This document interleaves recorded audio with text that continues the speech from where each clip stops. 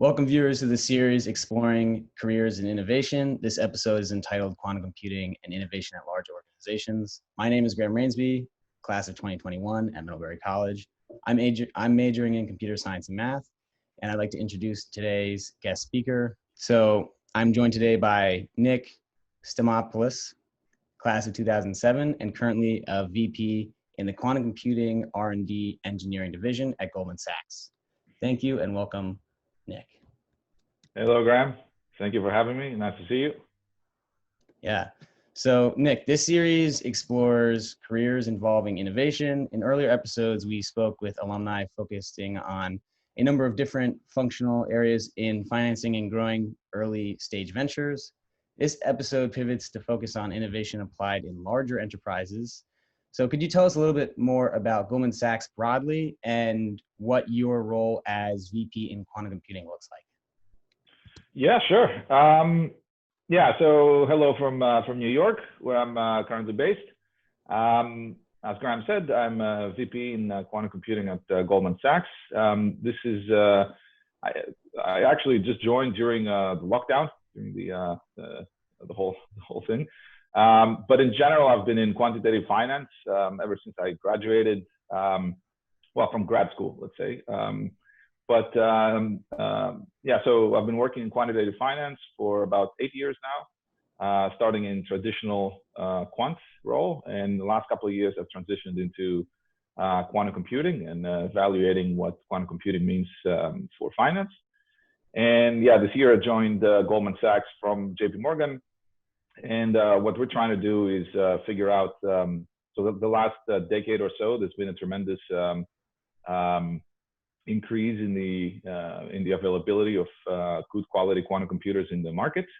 And as such, we as a firm, we're trying to identify what it means for our business in the span of, let's say, 5 to 10 years, where the technology will mature. And so we're trying to identify these applications and develop algorithms that would take some of the quantitative problems that we solve classically now, in the hope that it will provide an advantage for us, whether it's in the speed that we solve some of the problems or in the accuracy that we solve some others. And it's a pure research role. There's nothing we can do today in quantum computing, but it's a preparation for what we envision might happen in the next few years. Definitely really interesting stuff. So to elaborate, so you focus very specifically kind of on the theoretical of what is to come in the next couple of years, correct? Well, so what's to come in the next few years is so on the hardware side, we expect that quantum computers will be able to be manufactured at large scales. So currently there are some systems available, but they're quite early and quite small to be able to provide an advantage for calculations that we envision. So what we do is we try to develop the algorithmic tools that we will need to be able to take advantage of such progress in the technology. So it's purely theoretical work, and we're trying to kind of push the field to a stage that it can become practical for us. Yeah, that definitely makes sense. So what are kind of what is the day-to-day kind of look like for you, and kind of what are some of the bigger challenges that you're currently facing? Yeah, so let me start by the second question, some of the biggest challenges. So this is a completely new type of technology that we don't really know much about yet. So we're trying to come up with imaginative ways to take advantage of quantum effects from an algorithmic point of view, and sometimes we're just kind of shooting in the dark, trying to take some ideas from chemistry, the effect of quantum computing in chemistry, and trying to see if it applies to finance. And I'd say most importantly, one of the challenges that so we have certain ways of solving problems today, and classically, so to speak. But then what quantum computing gives you is a completely different view of how to visualize a quantitative problem. And we have to rethink basically from scratch how we think about these quantitative problems to be able to come up with a quantum algorithm to achieve the same. So there's no recipe that says, here's how you solve a problem classically, and here's how to solve it quantumly. You have to come up with really, innovative ideas to take advantage of this new principles in quantum computing that will give us an advantage.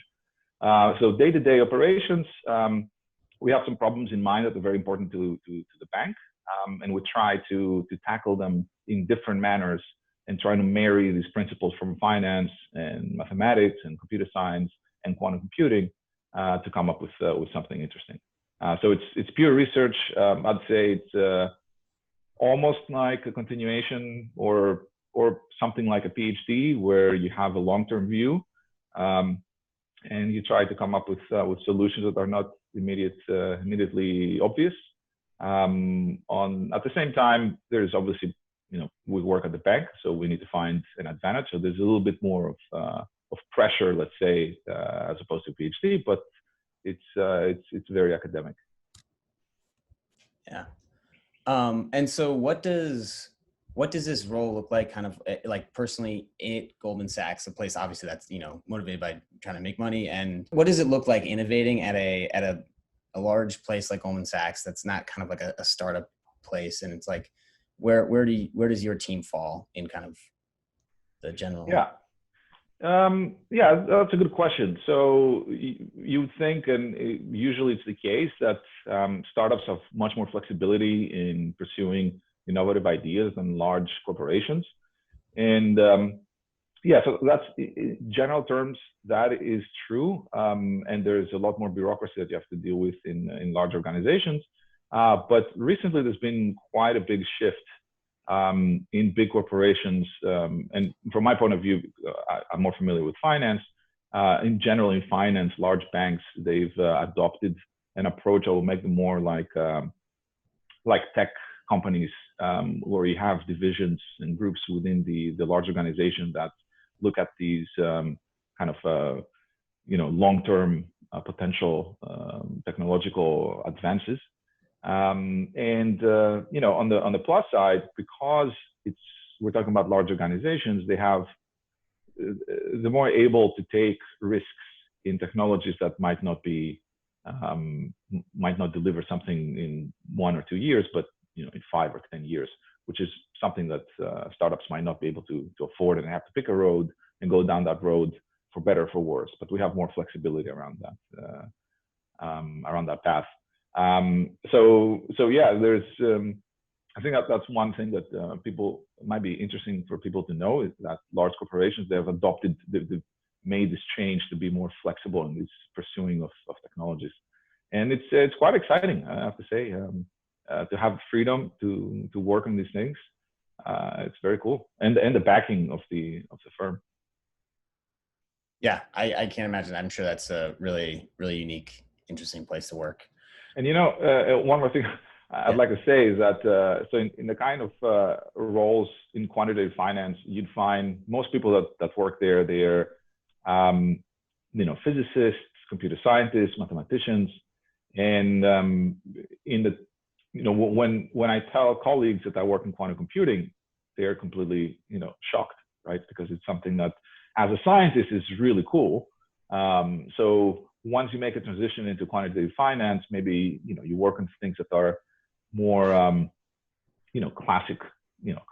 classical kind of stuff, like some differential equation solving, things that we've been doing for years and years. And now this is something that people are a little bit jealous of, at least people with a background in physics, like I was. That's why I got into that. Yeah.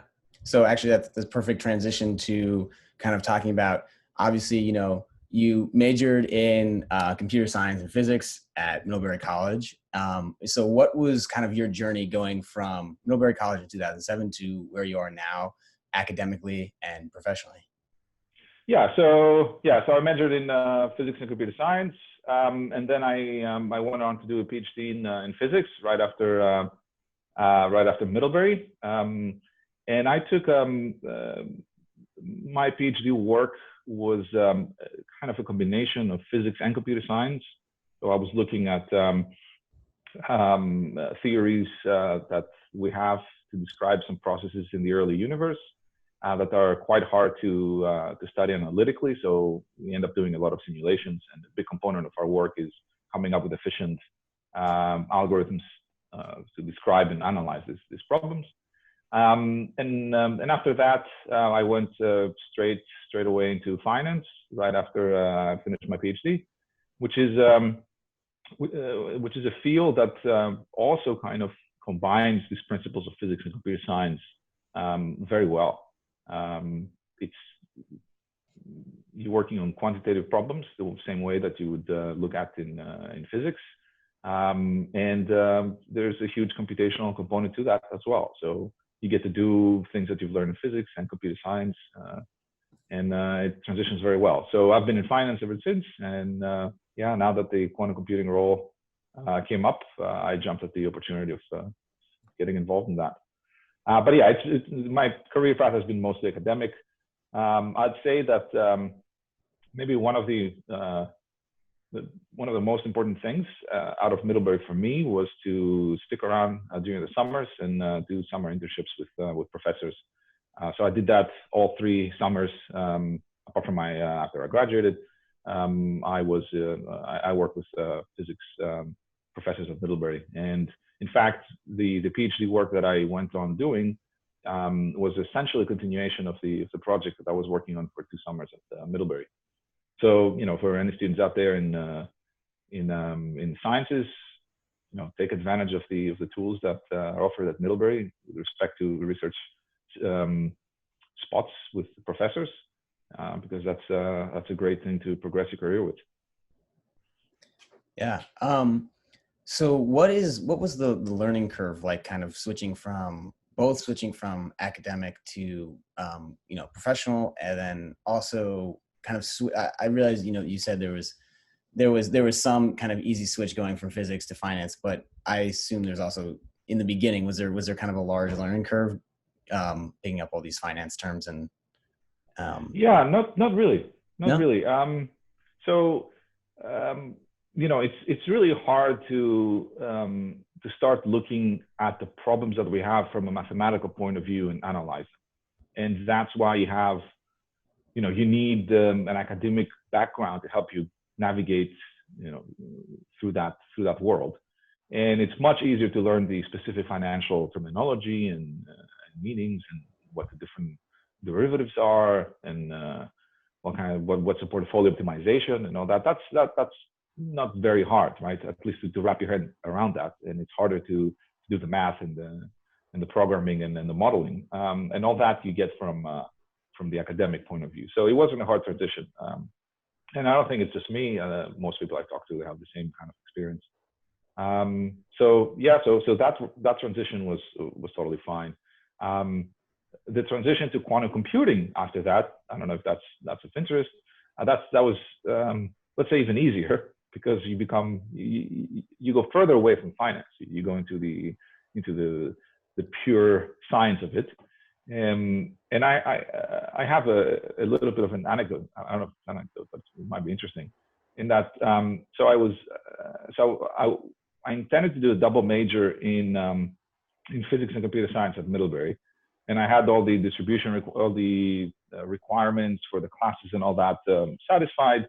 But then I realized I would have to do 2 theses to do a double major. And I didn't really want to do that. So I said, let me find a thesis topic that I can write 1 thesis for both computer science and physics. So to do a joint major. And I thought a little bit, and I came up with quantum computing. So I did my undergraduate thesis in quantum computing. And that was in 2007, where the field was very different than what it is now. And it was, so now it's already, a topic for the future, quantum computing, but it's in the order of a decade, let's say. Back then it was, will this ever happen? Maybe in 100 years we'll do something, right? So it was completely crazy. So I already knew a few of the ideas, a few of the principles, and that transition was pretty seamless as well, I'd say. And having had some of the background in finance already, it just put the context, together to to be able to make some contributions to the field. No, that's really interesting. Kind of seems like the perfect storm of academics and kind of first couple jobs. So thanks for all that, Nick. Kind of our last segment here is the advice you would give to current students who are majoring in computer science or interested in doing something in finance and computing. You already told us obviously to, stick with those summer internships and doing research with professors, but what other things would you suggest once you graduate? Should you definitely get your PhD? Should you go into the professional first and see what it's like? Yeah, what are your thoughts? Yeah, that's a good question. So one advice I'd give is try to take as many courses as possible in the fields that you're interested in, because you never know what will happen, right? So there wasn't the quantum computing course at Middlebury when I was there, but there's a lot of topics that maybe they don't seem very obvious, or they don't seem like there'll be something that you'll be focusing on professionally after you graduate, but you never know what happens, right? Just with the example of quantum computing, try to expand your knowledge and your breadth of what you know. I think that's quite important. So in terms of going into finance, I'd say it's, well, depending on the role, but a lot of these quantitative research roles, they usually don't require a PhD, but most people have a PhD. So I would say it's probably a good idea to go for a PhD in any discipline you want. I mean, if you want to go to finance, you don't need to do an MBA, or again, quantitative finance, right? But you can do, if you do a PhD in any of the sciences, physics and math or computer science, that will prepare you for a role in finance. So those are a couple of pieces of advice I'd give. I'd say, try to do as much research as possible. Try to expand your knowledge. And maybe one thing that is specific to quantum computing is that because it's such a new field, and there are some quantum information and quantum computing PhDs out there, but they're relatively new. Most of them have been established quite recently. And when you have cases like that, it's much easier to go from undergrad to roles of that nature. So I could totally envision somebody finishing college, doing a couple of internships in quantum computing at a lot of places. There's a lot of internships that are being offered for people coming out straight out of college, particularly in firms, in tech firms that have big quantum computing divisions like IBM or Google or Microsoft or Amazon, and lots of startups as well. So for this particular field, it might be, it might be okay. You just finish your bachelor's. Maybe you do something in quantum computing. I don't know, maybe some project on GitHub. There's a lot of stuff that you can do on your free time, so to speak, and then you can transition into industry in quantum computing much easier than you would go for in quantitative finance in general. Does that make sense? It makes sense, Yeah. right? Yeah. No, I think that definitely checks out. Yeah. So Nick, thank you once again for coming out and helping students prepare for their first career. Yeah. Yeah, I know. It's a little nervy, right? When you're about to graduate, but Middlebury is a great place, and from my point of view, from the sciences point of view, I think it's a fantastic place, and I think I had all the tools I needed to proceed from that. And good luck to everybody. Hopefully, this was helpful. Great, definitely was. Thanks, Nick. So this concludes our episode within the series exploring careers in innovation. In closing, I want to encourage viewers to tune in and get career perspective and advice from a number of professionals in a broad variety of organizations in our other episodes in the series. I also want to encourage you to tune in to other MIDDVantage series, which can be accessed through the events and programs on the CCI website. Thanks again for watching.